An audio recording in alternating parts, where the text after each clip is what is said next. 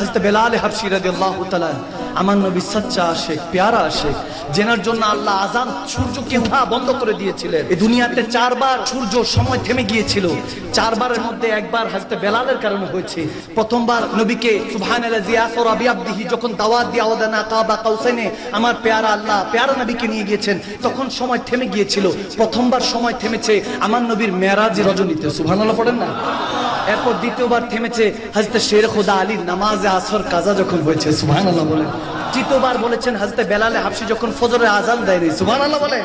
আর চতুর্থবার খাতুনে জান্নাত মা ফাতেমাতুজ জাহরার চুল মোবারক একটু দেখা যাচ্ছিল, পর্দাটা একটু বাতাসের কারণে সরে গিয়েছে। যতক্ষণ পর্যন্ত পর্দা এভাবে ঠিক না করছে ততক্ষণ পর্যন্ত আল্লাহ অন্ধকার করে রেখেছেন, সময়কে থামিয়ে দিয়েছিলেন।